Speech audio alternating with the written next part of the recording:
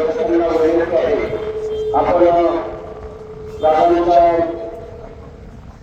अतिशय दुःखद घटनेबद्दल आपण वस्तू करायसाठी आपल्याला बाकीच्या सांगायची गरज नाही.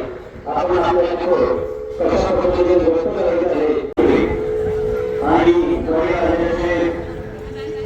कारण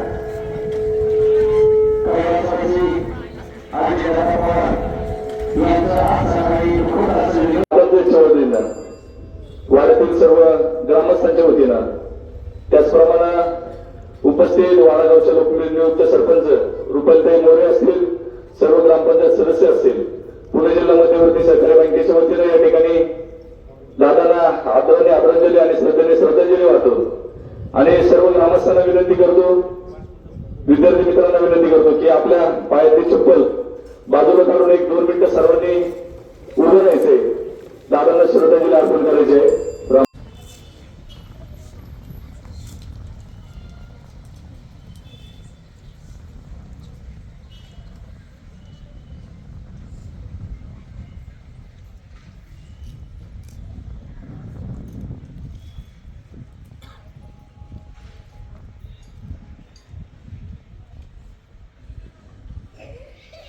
कारणामध्ये आज अतिशय दुर्दैवी घटना घडली. राज्याचे उपमुख्यमंत्री, पुणे जिल्ह्याचे पालकमंत्री आणि आमच्या सर्वांचे लाडके नेते अजितदादा पवार यांचं विमान अपघातामध्ये दुर्दैवाचं निधन झालेलं आहे. तर मी समीर कावराम सुपे, वाडावाशिरे गटातील सर्व राष्ट्रवादी काँग्रेसचे पदाधिकारी असतील, सर्वांच्या वतीनं या ठिकाणी दादांना श्रद्धांजली अर्पण करतो. आणि आज वाडावाशिरे गटातील सर्व प्रचार दौरे असतील, सर्व बंद ठेवलेले आहेत आणि सर्व कार्यकर्त्यांच्या, वाडावाशिरे गटातील सर्व ग्रामस्थांच्या वतीनं या ठिकाणी दादांना शेवटची आदरांजली वाहतो. खऱ्या अर्थानं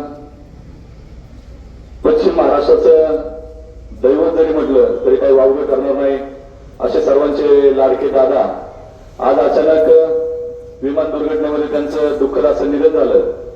खरं तर ही बातमी समजताच पूर्ण महाराष्ट्रावरती शोककळा पसरलेली आहे.